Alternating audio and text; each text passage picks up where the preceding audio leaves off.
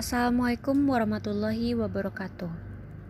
Produk hortikultura merupakan salah satu komoditi pertanian yang mempunyai potensi serta peluang untuk dikembangkan, sehingga menjadi produk unggulan yang mampu meningkatkan kesejahteraan petani di Indonesia. Baik produk hortikultura yang tergolong produk buah-buahan, sayur-sayuran, obat-obatan, maupun tanaman hias. Itulah alasan mengapa perlu diadakannya pengembangan hortikultura di Indonesia. Oleh sebab itu, izinkan saya, Dini Rahmania Septiani Murad, NIREM 0306180010 kelas Teknologi Benih 1 semester 6 untuk membawakan sebuah presentasi yang bertemakan pengembangan hortikultura.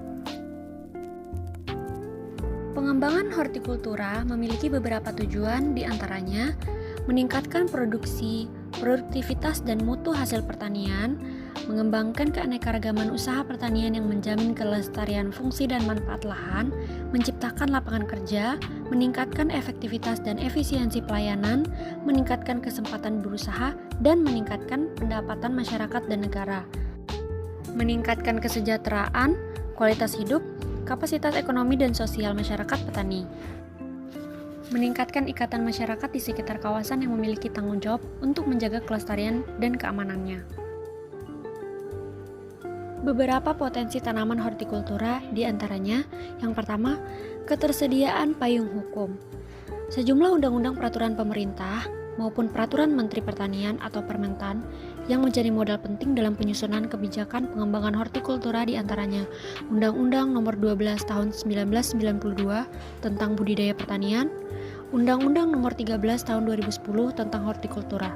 Di samping itu, ada beberapa dokumen pendukung penyusunan kebijakan, yaitu dokumen cetak biru atau blueprint pembangunan hortikultura tahun 2011 sampai 2025, strategi induk pembangunan pertanian atau SIPP tahun 2015 sampai 2045. Keberadaan dokumen-dokumen ini memberi warna sekaligus muatan dalam penyusunan rencana strategi pengembangan hortikultura. Kemudian potensi yang kedua yaitu keanekaragaman hayati.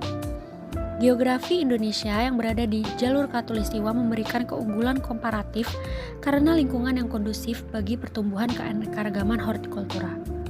Komoditas hortikultura yang potensial dikembangkan sebanyak 323 komoditas, terdiri atas buah-buahan sebanyak 60 jenis, sayuran sebanyak 80 jenis, biofarmaka sebanyak 66 jenis, dan tanaman hias sebanyak 117 jenis. Keanekaragaman hayati tersebut mempunyai berbagai fungsi antara lain sebagai penunjang kehidupan manusia atau sebagai sumber vitamin, mineral, gizi, estetika, dan alternatif kesehatan, dan keberlanjutan ekosistem dan plasma nutfah. Keunggulan-keunggulan ini memperkuat posisi hortikultura dalam pertumbuhan perekonomian Indonesia. Kemudian yang ketiga adalah ketersediaan lahan pertanian. Ketersediaan lahan untuk pertanian hortikultura sampai saat ini masih sangat kecil jika dibandingkan dengan lahan pertanian lainnya. Jika dilihat dari potensi ke depannya bahwa produk-produk hortikultura sangatlah menjanjikan untuk dikembangkan, maka perlu dilakukan pengembangan hortikultura. Pengembangan hortikultura dapat dilakukan dengan pemanfaatan ketersediaan lahan yang diwujudkan melalui kegiatan intensifikasi dan ekstensifikasi.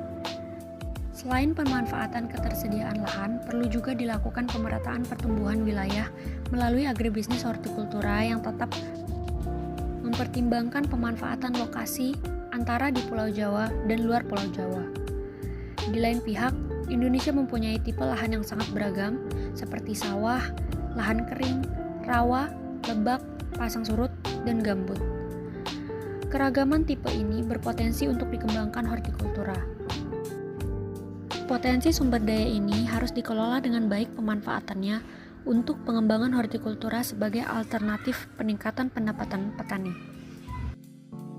Pengembangan hortikultura dapat dilakukan dalam berbagai macam cara.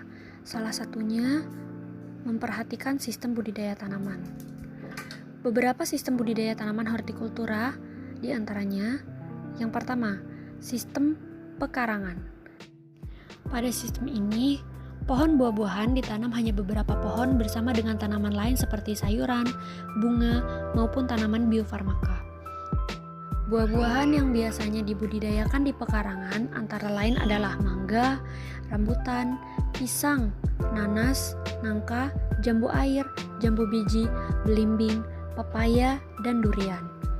Tanaman sayuran yang sering ditanam di pekarangan antara lain meliputi katuk, bayam, kangkung, kenikir, kemangi, beluntas, cabai, tomat, terong, dan lain-lain.